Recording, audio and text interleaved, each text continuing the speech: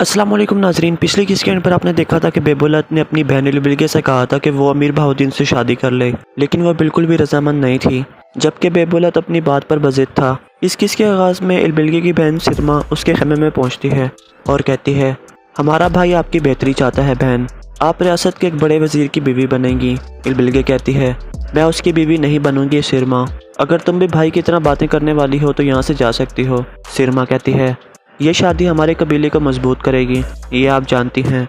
फिर इलबिलगे कहती है कि अल्हम्दुलिल्लाह हम काफ़ी मजबूत हैं, मैं उससे शादी करने के बजाय मरना पसंद करूँगी। सिरमा कहती है, ऐसा मत करें बाजी, आप जानती हैं कि हमारे भाई का जहन तब्दील करना बहुत मुश्किल है, और आप इतनी मज़ाहमत क्यों कर रही हैं? क्या आप किसी और से प्यार करती हैं? इलबिलगे गुस्से में कहती है, नहीं, ये तुमने कैसे सोच लिया? सिरमा कहती है, चलें अब बुरा ना मनाएं, भाई ने कहा है कि शाम को तैयार रहना, अर्तुल साहब ने हमें खाने पर बुलाया है। ये सुनकर इलबिलगे कुछ हैरान सी हो जाती है। दूसरी तरफ काई कबीले में शाम के खाने की तैयारियां हो रही थीं। इस दौरान सलजान कहती है, मुझे उमर कबीले वाले बिल्कुल अच्छे नहीं लगते वालदा, हमें उनके ज़्यादा करीब नहीं होना चाहिए। आयमा खातून कहती हैं, इलबिलगे ने अपना मुकदमा वापस ले लिया था, वरना पता नहीं कुंदुस के साथ क्या होता, और वो अपने किए पर भी शर्मिंदा है। इसके बाद रात का वक्त हो जाता है। बेबुलत अपनी बहनों के साथ काई कबीले में पहुँच जाता है। अर्तुल उन सबको खुशामदीद कहता है। फिर बेबुलत तोहफे के तौर पर एक कालीन देता है, जिसे अर्तुल बहुत पसंद करता है और बहुत तारीफ़ करता है। फिर बेबुलत कहता है, ये मेरी छोटी बहन सिरमा है, मैं इसे आम दावत में इसे साथ लाना चाहता था। अर्तुल कहता है, खुश आमदीद सिरमा खातून। इसके बाद वो सब खाने की मेज़ पर बैठ जाते हैं। बैठने के बाद सब लोग खाना खाने लगते हैं, लेकिन इलबिलगे बहुत परेशान थी और खाना नहीं खा रही थी। सलजान भी उसे परेशान देखकर हैरान होती है।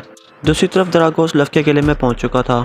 काई कबीला में बेबुलत खाना खाने के बाद हाइमा खातून का शुक्रिया अदा करता है और फिर अर्तुल से पूछता है, आप टेक्स्ट कब हवाले करेंगे हमारे अर्तुल साहब?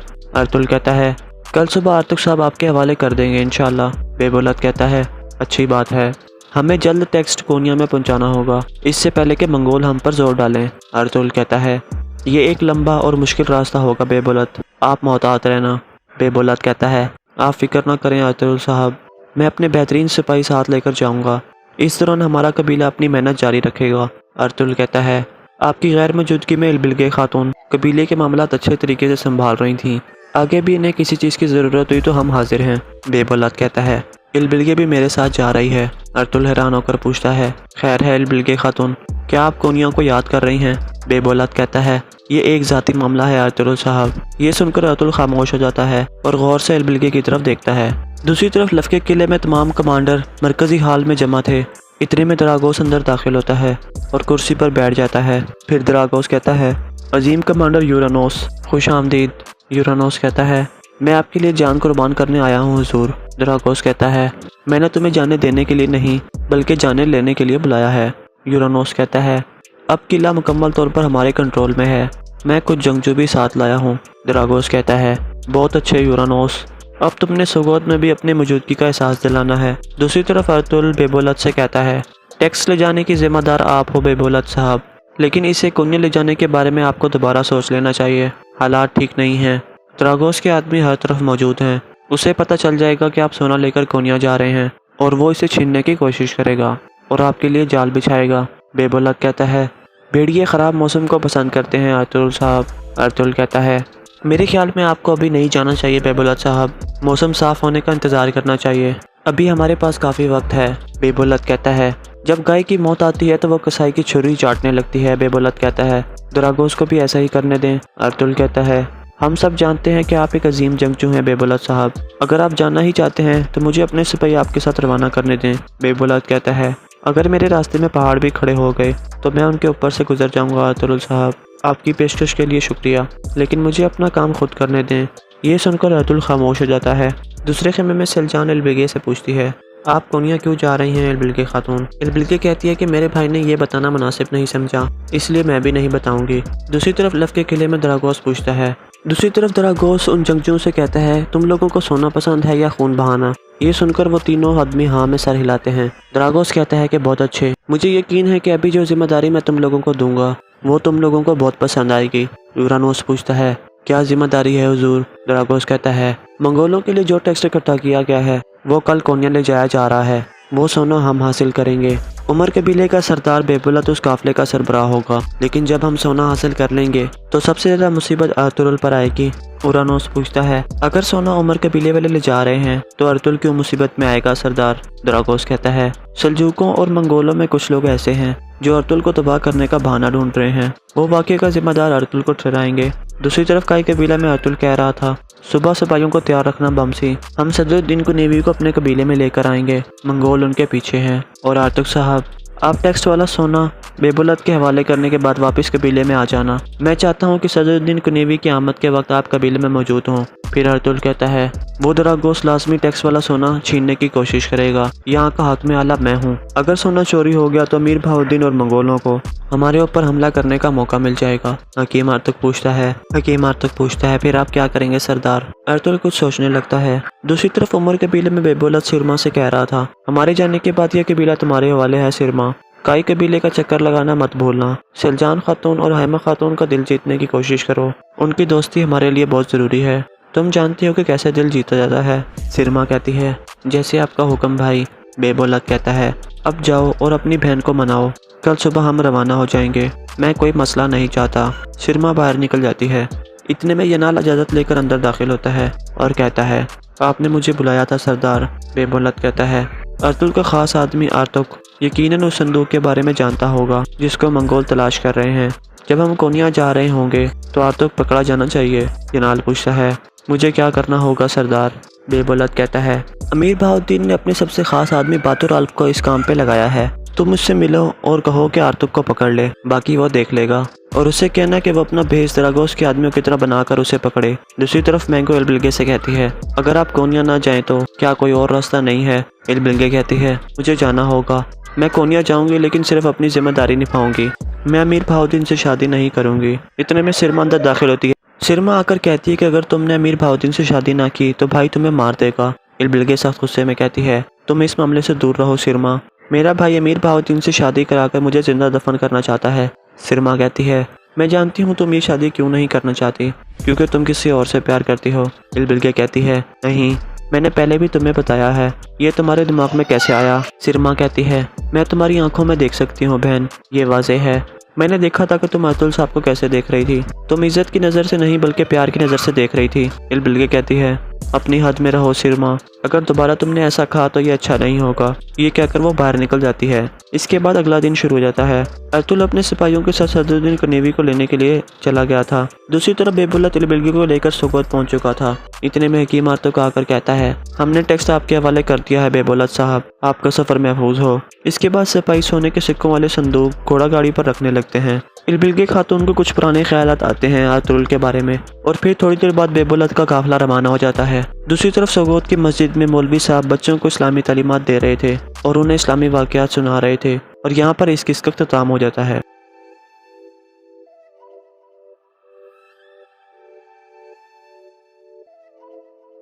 अस्सलाम वालेकुम नाजरीन, पिछले किस्से पर आपने देखा था कि बेबुलत ने अपनी बहन एल्बिलगे से कहा था कि वो अमीर बहाउद्दीन से शादी कर ले, लेकिन वह बिल्कुल भी रजामंद नहीं थी, जबकि बेबुलत अपनी बात पर बज़िद था। इस किस्से के आगाज़ में एल्बिलगे की बहन सिरमा उसके खेमे में पहुंचती है और कहती है, हमारा भाई आपकी बेहतरी चाहता है बहन, आप रियासत के एक बड़े वजीर की बीवी बनेंगी। एल्बिलगे कहती है, मैं उसकी बीवी नहीं बनूंगी सिरमा।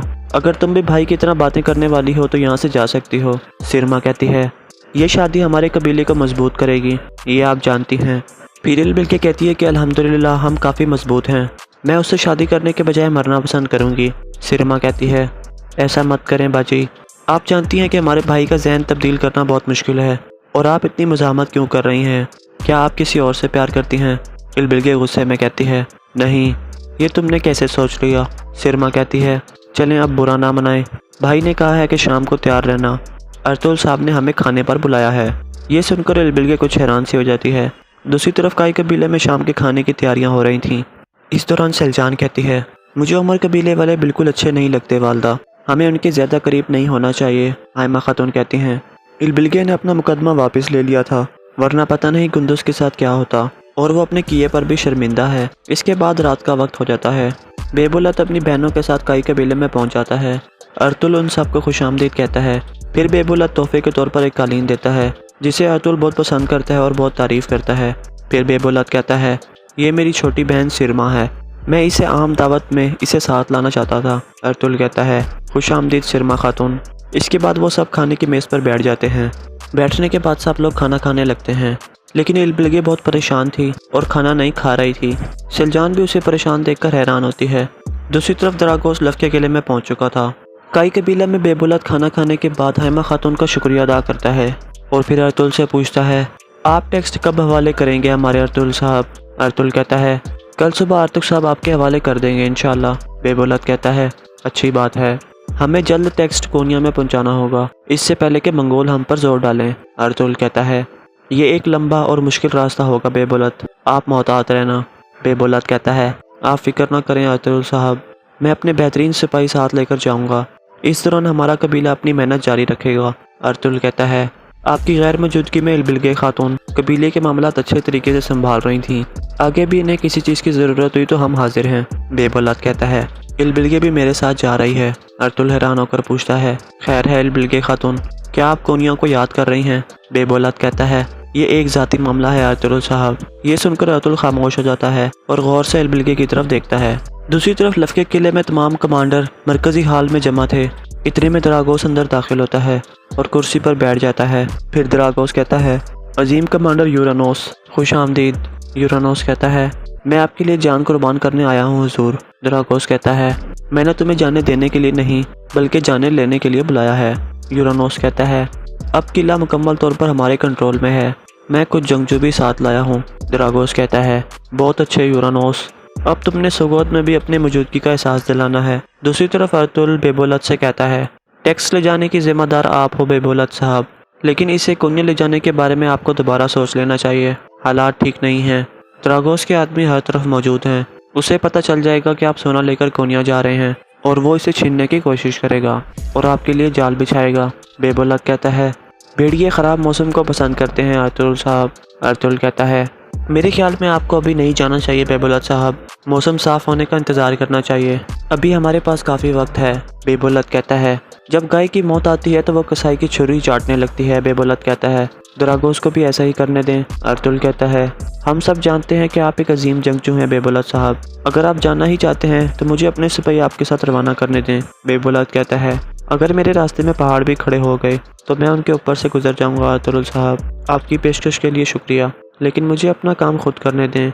ये सुनकर अर्तुल खामोश हो जाता है। दूसरे खेमे में सिलजान इल्बिलगे से पूछती है, आप कोनिया क्यों जा रही हैं इल्बिलगे खातून? इल्बिलगे कहती है कि मेरे भाई ने ये बताना मुनासिब नहीं समझा, इसलिए मैं भी नहीं बताऊंगी। दूसरी तरफ लफ के किले में दरागोस पूछता है, दूसरी तरफ दरागोस उन जंगजुओं से कहता है, तुम लोगों को सोना पसंद है या खून बहाना? ये सुनकर वो तीनों आदमी हाँ में सर हिलाते हैं। दरागोस कहता है कि बहुत अच्छे, मुझे यकीन है कि अभी जो जिम्मेदारी मैं तुम लोगों को दूंगा वो तुम लोगों को बहुत पसंद आएगी। यूरानोस पूछता है, क्या जिम्मेदारी है हुजूर? दरागोस कहता है, मंगोलों के लिए जो टेक्स्ट इकट्ठा किया गया है वो कल कोनिया ले जाया जा रहा है, वो सोना हम हासिल करेंगे। उमर कबीले का सरदार बेबुलत उस काफिले का सरबराह होगा, लेकिन जब हम सोना हासिल कर लेंगे तो सबसे ज़्यादा मुसीबत अर्तुल पर आएगी। यूरानोस पूछता है, अगर सोना उमर कबीले वाले ले जा रहे हैं तो अर्तुल क्यों मुसीबत में आएगा सरदार? दरागोस कहता है, सल्जूकों और मंगोलों में कुछ लोग ऐसे हैं जो अर्तुल को तबाह करने का बहाना ढूंढ रहे हैं, वो वाक़े का जिम्मेदार अर्तुल को ठहराएंगे। दूसरी तरफ काई कबीला में अर्तुल कह रहा था, सुबह सिपाहियों को तैयार रखना बमसी, हम सदरुद्दीन को नेवी को अपने कबीले में लेकर आएंगे, मंगोल उनके पीछे हैं। और अर्तुग साहब, आप टेक्स्ट वाला सोना बेबुलत के हवाले करने के बाद वापस कबीले में आ जाना, मैं चाहता हूँ कि सदरुद्दीन को नेवी की आमद के वक्त आप कबीले में मौजूद हों। फिर अर्तुल कहता है, वो दरागोस लाजमी टैक्स वाला सोना छीनने की कोशिश करेगा, यहाँ का हक में आला मैं हूँ, अगर सोना चोरी हो गया तो अमीर बहाउद्दीन और मंगोलों को हमारे ऊपर हमला करने का मौका मिल जाएगा। हकीम अर्तुग पूछता है, फिर आप क्या करेंगे सरदार? अर्तुल कुछ सोचने लगता है। दूसरी तरफ उमर कबीले में बेबुलत सिरमा से कह रहा था, हमारे जाने के बाद यह कबीला तुम्हारे हवाले है सिरमा, काई कबीले का चक्कर लगाना मत भूलना, सिलजान खातून और हैमा खातून का दिल जीतने की कोशिश करो, उनकी दोस्ती हमारे लिए बहुत ज़रूरी है, तुम जानती हो कि कैसे दिल जीता जाता है। सिरमा कहती है, जैसे आपका हुक्म भाई।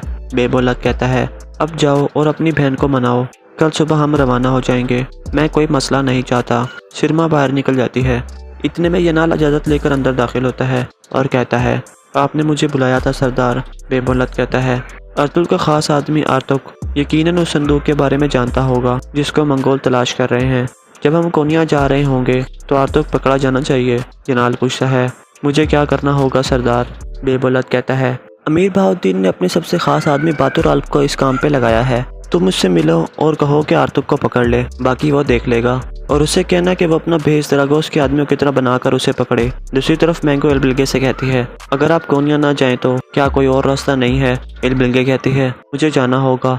मैं कोनिया जाऊंगी लेकिन सिर्फ अपनी जिम्मेदारी निभाऊंगी। मैं अमीर बहाउद्दीन से शादी नहीं करूंगी। इतने में सिरमा अंदर दाखिल होती है। सिरमा आकर कहती है कि अगर तुमने अमीर बहाउद्दीन से शादी ना की तो भाई तुम्हें मार देगा। एल्बिलगे सख्त गुस्से में कहती है, तुम इस मामले से दूर रहो सिरमा। मेरा भाई अमीर बहाउद्दीन से शादी कराकर मुझे जिंदा दफन करना चाहता है। सिरमा कहती है, मैं जानती हूँ तुम ये शादी क्यों नहीं करना चाहती, क्योंकि तुम किसी और से प्यार करती हो। एल्बिलगे कहती है, नहीं, मैंने पहले भी तुम्हें बताया है। ये तुम्हारे दिमाग में कैसे आया? सिरमा कहती है, मैं तुम्हारी आंखों में देख सकती हूँ बहन, ये वाज़ेह है। मैंने देखा था कि तुम अतुल साहब को कैसे देख रही थी। तुम इज्जत की नज़र से नहीं बल्कि प्यार की नज़र से देख रही थी। एल्बिलगे कहती है, अपनी हद में रहो सिरमा, अगर दोबारा तुमने ऐसा कहा तो ये अच्छा नहीं होगा। ये कहकर वो बाहर निकल जाती है। इसके बाद अगला दिन शुरू हो जाता है। अतुल अपने सिपाहियों के साथ सदरुद्दीन को नेवी को लेने के लिए चला गया था। दूसरी तरफ बेबुल्ला एल्बिलगे को लेकर सोगोत पहुंच चुका था। इतने में हकीम आर्तुक आकर कहता है, हमने टेक्स्ट आपके हवाले कर दिया है बेबुल्ला साहब, आपका सफर महफूज हो। इसके बाद सिपाही सोने के सिक्कों वाले संदूक घोड़ा गाड़ी पर रखने लगते हैं। एल्बिलगे खातून को कुछ पुराने ख्यालात आते हैं अतुल के बारे में, और फिर थोड़ी देर बाद बेबुल्ला का काफिला रवाना हो जाता है। दूसरी तरफ सोगोत की मस्जिद में मौलवी साहब बच्चों को इस्लामी तालीमात दे रहे थे और उन्हें इस्लामी वाक़यात सुना रहे थे, और यहाँ पर इस किस्सा का अख्ताम हो जाता है।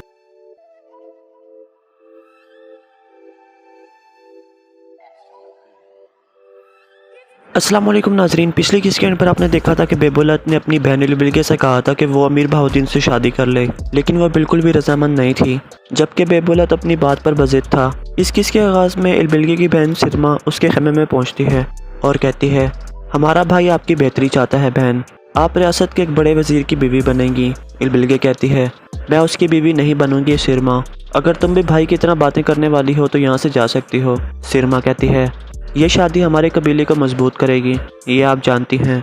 फिर एल्बिलगे कहती है कि अल्हम्दुलिल्लाह हम काफ़ी मजबूत हैं, मैं उससे शादी करने के बजाय मरना पसंद करूँगी। सिरमा कहती है, ऐसा मत करें बाजी, आप जानती हैं कि हमारे भाई का जहन तब्दील करना बहुत मुश्किल है, और आप इतनी मज़ाहमत क्यों कर रही हैं? क्या आप किसी और से प्यार करती हैं? एल्बिलगे गुस्से में कहती है, नहीं, ये तुमने कैसे सोच लिया? सिरमा कहती है, चलें अब बुरा ना मनाएं, भाई ने कहा है कि शाम को तैयार रहना, अर्तुल साहब ने हमें खाने पर बुलाया है। ये सुनकर एल्बिलगे कुछ हैरान सी हो जाती है। दूसरी तरफ काई कबीले में शाम के खाने की तैयारियां हो रही थीं। इस दौरान सलजान कहती है, मुझे उमर कबीले वाले बिल्कुल अच्छे नहीं लगते वालदा, हमें उनके ज़्यादा करीब नहीं होना चाहिए। आयमा खातून कहती हैं, एल्बिलगे ने अपना मुकदमा वापस ले लिया था, वरना पता नहीं कुंदुस के साथ क्या होता, और वो अपने किए पर भी शर्मिंदा है। इसके बाद रात का वक्त हो जाता है। बेबुलत अपनी बहनों के साथ काई कबीले में पहुँच जाता है। अर्तुल उन सबको खुशामदीद कहता है। फिर बेबुलत तोहफे के तौर पर एक कालीन देता है, जिसे अतुल बहुत पसंद करता है और बहुत तारीफ़ करता है। फिर बेबुलत कहता है, ये मेरी छोटी बहन सिरमा है, मैं इसे आम दावत में इसे साथ लाना चाहता था। अतुल कहता है, खुशामदीद सिरमा खातून। इसके बाद वो सब खाने की मेज़ पर बैठ जाते हैं। बैठने के बाद सब लोग खाना खाने लगते हैं, लेकिन एल्बिलगे बहुत परेशान थी और खाना नहीं खा रही थी। सलजान भी उसे परेशान देखकर हैरान होती है। दूसरी तरफ दरागोस लफ के किले में पहुंच चुका था। काई कबीला में बेबुलत खाना खाने के बाद हाइमा खातून का शुक्रिया अदा करता है और फिर अर्तुल से पूछता है, आप टेक्स्ट कब हवाले करेंगे हमारे अर्तुल साहब? अर्तुल कहता है, कल सुबह आर्तुक साहब आपके हवाले कर देंगे इंशाल्लाह। बेबुलत कहता है, अच्छी बात है, हमें जल्द टेक्स्ट कोनिया में पहुंचाना होगा, इससे पहले कि मंगोल हम पर जोर डालें। अर्तुल कहता है, ये एक लंबा और मुश्किल रास्ता होगा बेबुलत, आप मोहतात रहना। बेबुलत कहता है, आप फिक्र ना करें अर्तुल साहब, मैं अपने बेहतरीन सिपाही साथ लेकर जाऊंगा, इस दौरान हमारा कबीला अपनी मेहनत जारी रखेगा। अर्तुल कहता है, आपकी गैर मौजूदगी में एल्बिलगे खातून कबीले के मामलात अच्छे तरीके से संभाल रही थीं, आगे भी इन्हें किसी चीज़ की ज़रूरत हुई तो हम हाजिर हैं। बेबुलत कहता है, एल्बिलगे भी मेरे साथ जा रही है। अर्तुल हैरान होकर पूछता है, खैर है एल्बिलगे खातून, क्या आप कोनिया को याद कर रही हैं? बेबुलत कहता है, ये एक ज़ाती मामला है अर्तुल साहब। ये सुनकर अर्तुल खामोश हो जाता है और गौर से एल्बिलगे की तरफ देखता है। दूसरी तरफ लफ के किले में तमाम कमांडर मरकजी हाल में जमा थे। इतने में दरागोस अंदर दाखिल होता है और कुर्सी पर बैठ जाता है। फिर दरागोस कहता है, अजीम कमांडर यूरानोस, खुश आमदीद। यूरानोस कहता है, मैं आपके लिए जान कुर्बान करने आया हूँ हुजूर। दरागोस कहता है, मैंने तुम्हें जाने देने के लिए नहीं बल्कि जाने लेने के लिए बुलाया है। यूरानोस कहता है, अब किला मुकम्मल तौर पर हमारे कंट्रोल में है, मैं कुछ जंगजू भी साथ लाया हूँ। द्रागोस कहता है, बहुत अच्छे यूरानोस, अब तुमने सोगोत में भी अपनी मौजूदगी का एहसास दिलाना है। दूसरी तरफ अर्तुल बेबोलत से कहता है, टैक्स ले जाने की जिम्मेदार आप हो बेबोलत साहब, लेकिन इसे कोन्या ले जाने के बारे में आपको दोबारा सोच लेना चाहिए। हालात ठीक नहीं हैं। द्रागोस के आदमी हर तरफ मौजूद हैं। उसे पता चल जाएगा कि आप सोना लेकर कोन्या जा रहे हैं और वो इसे छीनने की कोशिश करेगा और आपके लिए जाल बिछाएगा।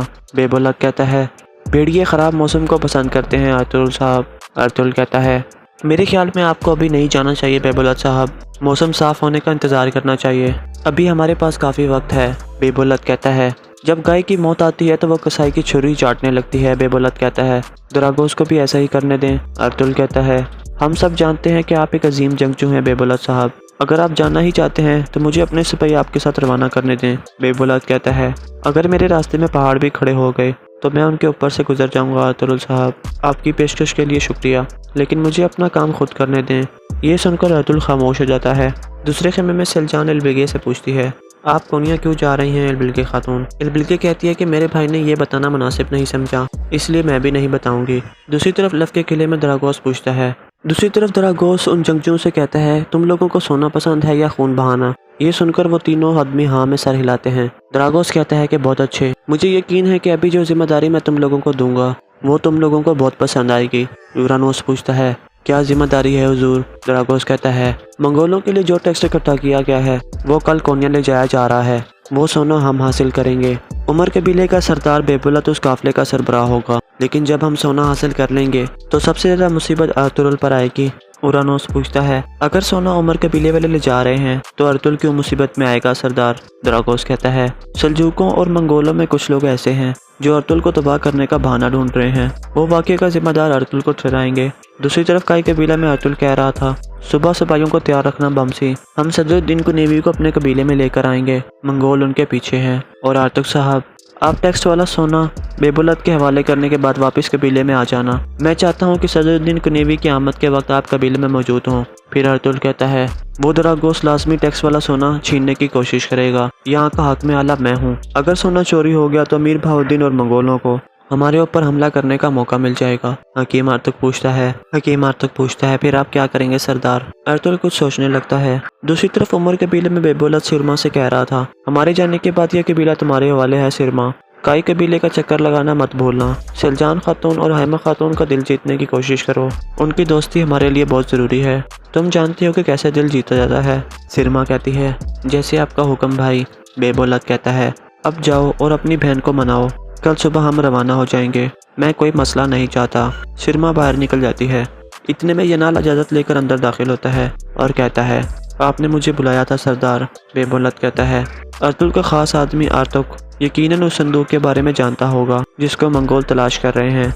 जब हम कोनिया जा रहे होंगे तो आर्तुक पकड़ा जाना चाहिए। यनाल पूछता है, मुझे क्या करना होगा सरदार? बेबुलत कहता है, अमीर बहाउद्दीन ने अपने सबसे खास आदमी बातुर आल्प को इस काम पे लगाया है, तुम मुझसे मिलो और कहो कि आर्तुक को पकड़ ले, बाकी वो देख लेगा। और उससे कहना कि वो अपना भेस द्रागोस के आदमियों की तरह बनाकर उसे पकड़े। दूसरी तरफ मैंगो एलबिलगे से कहती है, अगर आप कोनिया ना जाएं तो क्या कोई और रास्ता नहीं है? एलबिलगे कहती है, मुझे जाना होगा, मैं कोनिया जाऊंगी लेकिन सिर्फ अपनी जिम्मेदारी निभाऊंगी, मैं अमीर बहाउद्दीन से शादी नहीं करूंगी। इतने में सिरमा अंदर दाखिल होती है। सिरमा आकर कहती है कि अगर तुमने अमीर बहाउद्दीन से शादी ना की तो भाई तुम्हें मार देगा। एलबिलगे सख्त गुस्से में कहती है, तुम इस मामले से दूर रहो सिरमा, मेरा भाई अमीर बहाउद्दीन से शादी कराकर मुझे जिंदा दफन करना चाहता है। सिरमा कहती है, मैं जानती हूँ तुम ये शादी क्यों नहीं करना चाहती, क्योंकि तुम किसी और से प्यार करती हो। एलबिलगे कहती है, नहीं, मैंने पहले भी तुम्हें बताया है, ये तुम्हारे दिमाग में कैसे आया? सिरमा कहती है, मैं तुम्हारी आंखों में देख सकती हूँ बहन, ये वाज़ेह है, मैंने देखा था कि तुम अर्तुगरुल साहब को कैसे देख रही थी, तुम इज्जत की नज़र से नहीं बल्कि प्यार की नज़र से देख रही थी। एलबिलगे कहती है, अपनी हद में रहो सिरमा, अगर दोबारा तुमने ऐसा कहा तो ये अच्छा नहीं होगा। ये कहकर वो बाहर निकल जाती है। इसके बाद अगला दिन शुरू हो जाता है। अर्तुगरुल अपने सिपाहियों के साथ सदरुद्दीन को नेवी को लेने के लिए चला गया था। दूसरी तरफ बेबुलत एलबिलगे को लेकर सोगोत पहुंच चुका था। इतने में हकीम अर्तुग आकर कहता है, हमने टैक्स आपके हवाले कर दिया है बेबुलत साहब, आपका सफ़र महफूज हो। इसके बाद सिपाही सोने के सिक्कों वाले संदूक घोड़ा गाड़ी पर रखने लगते हैं। एलबिलगे खातून को कुछ पुराने ख्यालात आते हैं अर्तुगरुल के बारे में, और फिर थोड़ी देर बाद बेबुलत का काफिला रवाना हो जाता है। दूसरी तरफ सोगोत की मस्जिद में मौलवी साहब बच्चों को इस्लामी तालीमात दे रहे थे और उन्हें इस्लामी वाक़यात सुना रहे थे, और यहाँ पर इस किस्सा का इख्तिताम हो जाता है।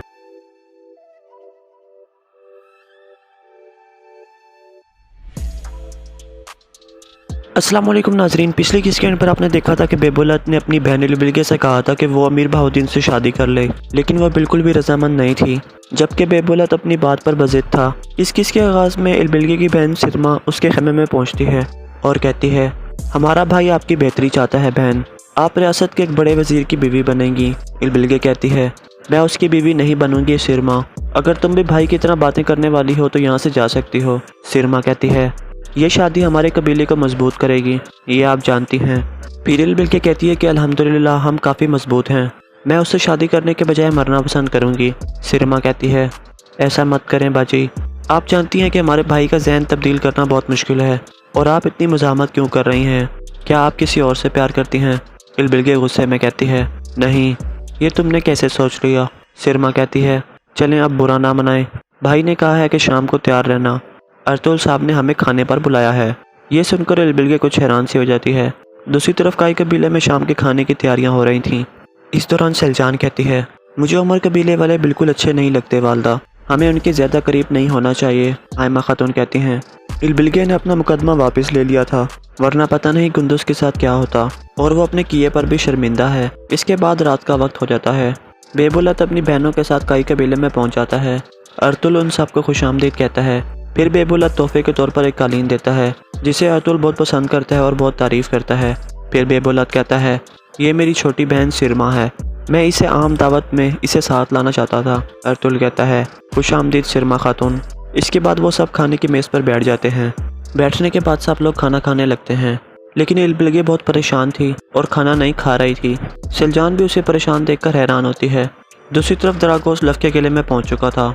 काई कबीला में बेबुलत खाना खाने के बाद हाइमा खातून का शुक्रिया अदा करता है और फिर अर्तुल से पूछता है, आप टेक्स्ट कब हवाले करेंगे हमारे अर्तुल साहब? अर्तुल कहता है, कल सुबह अर्तुल साहब आपके हवाले कर देंगे इंशाल्लाह। बेबुलत कहता है, अच्छी बात है, हमें जल्द टेक्स्ट कोनिया में पहुंचाना होगा, इससे पहले कि मंगोल हम पर जोर डालें। अर्तुल कहता है, ये एक लंबा और मुश्किल रास्ता होगा बेबुलत, आप मोहतात रहना। बेबुलत कहता है, आप फिक्र ना करें अर्तुल साहब, मैं अपने बेहतरीन सिपाही साथ लेकर जाऊंगा, इस दौरान हमारा कबीला अपनी मेहनत जारी रखेगा। अर्तुल कहता है, आपकी गैर मौजूदगी में इलबिलगे खातून कबीले के मामलात अच्छे तरीके से संभाल रही थीं, आगे भी इन्हें किसी चीज़ की ज़रूरत हुई तो हम हाजिर हैं। बेबुलत कहता है, इलबिलगे भी मेरे साथ जा रही है। अर्तुल हैरान होकर पूछता है, खैर है इलबिलगे खातून, क्या आप कोनियों को याद कर रही हैं? बेबुलत कहता है, ये एक ज़ाती मामला है अर्तुल साहब। ये सुनकर अर्तुल खामोश हो जाता है और गौर से इलबिलगे की तरफ देखता है। दूसरी तरफ लफ के किले में तमाम कमांडर मरकजी हाल में जमा थे। इतने में दरागोस अंदर दाखिल होता है और कुर्सी पर बैठ जाता है। फिर दरागोस कहता है, अजीम कमांडर यूरानोस, खुश आमदीद। यूरानोस कहता है, मैं आपके लिए जान कुर्बान करने आया हूँ हुजूर। दरागोस कहता है, मैंने तुम्हें जाने देने के लिए नहीं बल्कि जाने लेने के लिए बुलाया है। यूरानोस कहता है, अब किला मुकम्मल तौर पर हमारे कंट्रोल में है, मैं कुछ जंगजू भी साथ लाया हूँ। दरागोस कहता है, बहुत अच्छे यूरानोस, अब तुमने सोगोत में भी अपनी मौजूदगी का एहसास दिलाना है। दूसरी तरफ अर्तुल बेबुलत से कहता है, टैक्स ले जाने की जिम्मेदार आप हो बेबुलत साहब, लेकिन इसे कोनिया ले जाने के बारे में आपको दोबारा सोच लेना चाहिए, हालात ठीक नहीं हैं। दरागोस के आदमी हर तरफ मौजूद हैं, उसे पता चल जाएगा कि आप सोना लेकर कोनिया जा रहे हैं और वो इसे छीनने की कोशिश करेगा और आपके लिए जाल बिछाएगा। बेबुलत कहता है, भेड़िए ख़राब मौसम को पसंद करते हैं अर्तुल साहब। अर्तुल कहता है, मेरे ख्याल में आपको अभी नहीं जाना चाहिए बेबुलत साहब, मौसम साफ़ होने का इंतज़ार करना चाहिए, अभी हमारे पास काफ़ी वक्त है। बेबुलत कहता है, जब गाय की मौत आती है तो वो कसाई की छुरी चाटने लगती है। बेबुलत कहता है, दरागोस को भी ऐसा ही करने दें। अर्तुल कहता है, हम सब जानते हैं कि आप एक अजीम जंगजू हैं बेबुलत साहब, अगर आप जाना ही चाहते हैं तो मुझे अपने सिपाही आपके साथ रवाना करने दें। बेबुलत कहता है, अगर मेरे रास्ते में पहाड़ भी खड़े हो गए तो मैं उनके ऊपर से गुजर जाऊंगा अर्तुल साहब, आपकी पेशकश के लिए शुक्रिया, लेकिन मुझे अपना काम खुद करने दें। ये सुनकर अर्तुल खामोश हो जाता है। दूसरे खेमे में सलजान इलबिलगे से पूछती है, आप कोनिया क्यों जा रही हैं इलबिलगे खातून? इलबिलगे कहती है कि मेरे भाई ने यह बताना मुनासिब नहीं समझा, इसलिए मैं भी नहीं बताऊंगी। दूसरी तरफ लफ के किले में दरागोस पूछता है। दूसरी तरफ दरागोस उन जंगजुओं से कहता है, तुम लोगों को सोना पसंद है या खून बहाना? ये सुनकर वो तीनों आदमी हाँ में सर हिलाते हैं। दरागोस कहता है कि बहुत अच्छे, मुझे यकीन है कि अभी जो जिम्मेदारी मैं तुम लोगों को दूंगा वो तुम लोगों को बहुत पसंद आएगी। यूरानोस पूछता है, क्या जिम्मेदारी है हुजूर? दरागोस कहता है, मंगोलों के लिए जो टेक्स्ट इकट्ठा किया गया है वो कल कोनिया ले जाया जा रहा है, वो सोना हम हासिल करेंगे। उमर कबीले का सरदार बेबुलत उस काफिले का सरबराह होगा, लेकिन जब हम सोना हासिल कर लेंगे तो सबसे ज्यादा मुसीबत अर्तुगरुल पर आएगी। उरानोस पूछता है, अगर सोना उमर कबीले वाले ले जा रहे हैं तो अर्तुगरुल क्यों मुसीबत में आएगा सरदार? द्रागोस कहता है, सल्जूकों और मंगोलों में कुछ लोग ऐसे हैं जो अर्तुगरुल को तबाह करने का बहाना ढूंढ रहे हैं। वो वाक़े का जिम्मेदार अर्तुगरुल को ठहराएंगे। दूसरी तरफ काई कबीला में अर्तुगरुल कह रहा था, सुबह सिपाहियों को तैयार रखना बमसी, हम सदरुद्दीन को नेवी को अपने कबीले में लेकर आएंगे। मंगोल उनके पीछे हैं। और आर्तुग साहब, आप टेक्स्ट वाला सोना बेबुलत के हवाले करने के बाद वापस कबीले में आ जाना। मैं चाहता हूँ कि सदरुद्दीन को नेवी की आमद के वक्त आप कबीले में मौजूद हों। फिर अर्तुगरुल कहता है, वो द्रागोस लाजमी टैक्स वाला सोना छीनने की कोशिश करेगा। यहाँ का हक में आला मैं हूँ। अगर सोना चोरी हो गया तो अमीर बहाउद्दीन और मंगोलों को हमारे ऊपर हमला करने का मौका मिल जाएगा। हकीम अर्तुग पूछता है, फिर आप क्या करेंगे सरदार? अर्तुगरुल कुछ सोचने लगता है। दूसरी तरफ उमर कबीले में बेबुलत सिरमा से कह रहा था, हमारे जाने के बाद यह कबीला तुम्हारे हवाले है सिरमा। काई कबीले का चक्कर लगाना मत भूलना। सिलजान खातून और हैमा खातून का दिल जीतने की कोशिश करो। उनकी दोस्ती हमारे लिए बहुत ज़रूरी है। तुम जानती हो कि कैसे दिल जीता जाता है। सिरमा कहती है, जैसे आपका हुक्म भाई। बेबुलत कहता है, अब जाओ और अपनी बहन को मनाओ, कल सुबह हम रवाना हो जाएंगे। मैं कोई मसला नहीं चाहता। सिरमा बाहर निकल जाती है। इतने में यनाल इजाज़त लेकर अंदर दाखिल होता है और कहता है, आपने मुझे बुलाया था सरदार। बेबुलत कहता है, अर्तुगरुल का खास आदमी आर्तुग यकीनन उस संदूक के बारे में जानता होगा जिसको मंगोल तलाश कर रहे हैं। जब हम कोनिया जा रहे होंगे तो आर्तुग पकड़ा जाना चाहिए। यनाल पूछता है, मुझे क्या करना होगा सरदार?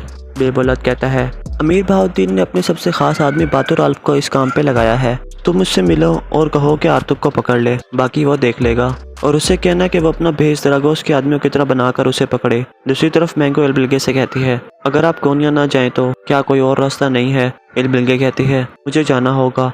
मैं कोनिया जाऊंगी लेकिन सिर्फ अपनी जिम्मेदारी निभाऊंगी। मैं अमीर बहाउद्दीन से शादी नहीं करूंगी। इतने में सिरमा अंदर दाखिल होती है। सिरमा आकर कहती है कि अगर तुमने अमीर बहाउद्दीन से शादी ना की तो भाई तुम्हें मार देगा। एल्बिलगे सख्त गुस्से में कहती है, तुम इस मामले से दूर रहो सिरमा। मेरा भाई अमीर बहाउद्दीन से शादी कराकर मुझे जिंदा दफन करना चाहता है। सिरमा कहती है, मैं जानती हूँ तुम ये शादी क्यों नहीं करना चाहती, क्योंकि तुम किसी और से प्यार करती हो। एल्बिलगे कहती है, नहीं, मैंने पहले भी तुम्हें बताया है। ये तुम्हारे दिमाग में कैसे आया? सिरमा कहती है, मैं तुम्हारी आंखों में देख सकती हूँ बहन, ये वाज़ेह है। मैंने देखा था कि तुम अर्तुगरुल साहब को कैसे देख रही थी। तुम इज्जत की नज़र से नहीं बल्कि प्यार की नज़र से देख रही थी। एल्बिलगे कहती है, अपनी हद में रहो सिरमा, अगर दोबारा तुमने ऐसा कहा तो ये अच्छा नहीं होगा। ये कहकर वो बाहर निकल जाती है। इसके बाद अगला दिन शुरू हो जाता है। अर्तुगरुल अपने सिपाहियों के साथ सदरुद्दीन को नेवी को लेने के लिए चला गया था। दूसरी तरफ बेबुलत एल्बिलगे को लेकर सोगोत पहुंच चुका था। इतने में हकीम अर्तुग आकर कहता है, हमने टेक्स्ट आपके हवाले कर दिया है बेबुलत साहब, आपका सफ़र महफूज हो। इसके बाद सिपाही सोने के सिक्कों वाले संदूक घोड़ा गाड़ी पर रखने लगते हैं। एल्बिलगे खातून को कुछ पुराने ख्यालात आते हैं अर्तुगरुल के बारे में, और फिर थोड़ी देर बाद बेबुलत का काफिला रवाना हो जाता है। दूसरी तरफ सोगोत की मस्जिद में मौलवी साहब बच्चों को इस्लामी तालीमात दे रहे थे और उन्हें इस्लामी वाक़यात सुना रहे थे, और यहाँ पर इस किस्सा का अख्ताम हो जाता है।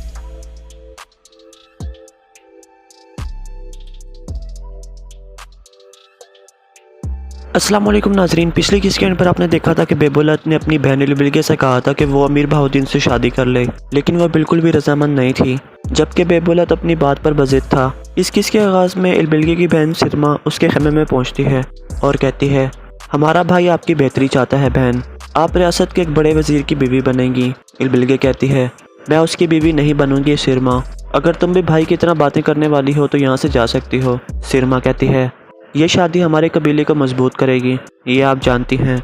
फिर एल्बिलगे कहती है कि अल्हम्दुलिल्लाह हम काफ़ी मजबूत हैं, मैं उससे शादी करने के बजाय मरना पसंद करूँगी। सिरमा कहती है, ऐसा मत करें बाजी, आप जानती हैं कि हमारे भाई का जहन तब्दील करना बहुत मुश्किल है, और आप इतनी मज़ाहमत क्यों कर रही हैं? क्या आप किसी और से प्यार करती हैं? एल्बिलगे गुस्से में कहती है, नहीं, ये तुमने कैसे सोच लिया? सिरमा कहती है, चलें अब बुरा ना मनाएं, भाई ने कहा है कि शाम को तैयार रहना, अर्तुगरुल साहब ने हमें खाने पर बुलाया है। ये सुनकर एल्बिलगे कुछ हैरान सी हो जाती है। दूसरी तरफ काई कबीले में शाम के खाने की तैयारियां हो रही थीं। इस दौरान सिलजान कहती है, मुझे उमर कबीले वाले बिल्कुल अच्छे नहीं लगते वालदा, हमें उनके ज़्यादा करीब नहीं होना चाहिए। हैमा खातून कहती हैं, एल्बिलगे ने अपना मुकदमा वापस ले लिया था, वरना पता नहीं कुंदुस के साथ क्या होता, और वो अपने किए पर भी शर्मिंदा है। इसके बाद रात का वक्त हो जाता है। बेबुलत अपनी बहनों के साथ काई कबीले में पहुंच जाता है। अर्तुगरुल उन सबको खुशामदीद कहता है। फिर बेबुलत तोहफे के तौर पर एक कालीन देता है, जिसे अर्तुगरुल बहुत पसंद करता है और बहुत तारीफ़ करता है। फिर बेबुलत कहता है, ये मेरी छोटी बहन सिरमा है, मैं इसे आम दावत में इसे साथ लाना चाहता था। अर्तुल कहता है, खुश आमदीद सिरमा खातून। इसके बाद वो सब खाने की मेज़ पर बैठ जाते हैं। बैठने के बाद सब लोग खाना खाने लगते हैं, लेकिन इल्बिलगे बहुत परेशान थी और खाना नहीं खा रही थी। सिलजान भी उसे परेशान देखकर हैरान होती है। दूसरी तरफ दरागोस लफ के किले में पहुंच चुका था। काई कबीला में बेबुलत खाना खाने के बाद हैमा खातून का शुक्रिया अदा करता है और फिर अर्तुल से पूछता है, आप टेक्स्ट कब हवाले करेंगे हमारे अर्तुल साहब? अर्तुल कहता है, कल सुबह अर्तुल साहब आपके हवाले कर देंगे इंशाल्लाह। बेबुलत कहता है, अच्छी बात है, हमें जल्द टेक्स्ट कोनिया में पहुंचाना होगा, इससे पहले कि मंगोल हम पर जोर डालें। अर्तुल कहता है, ये एक लंबा और मुश्किल रास्ता होगा बेबुलत, आप मोहतात रहना। बेबुलत कहता है, आप फिक्र ना करें अर्तुल साहब, मैं अपने बेहतरीन सिपाही साथ लेकर जाऊंगा। इस दौरान हमारा कबीला अपनी मेहनत जारी रखेगा। अर्तुल कहता है, आपकी गैर मौजूदगी में इल्बिलगे खातून कबीले के मामलात अच्छे तरीके से संभाल रही थीं।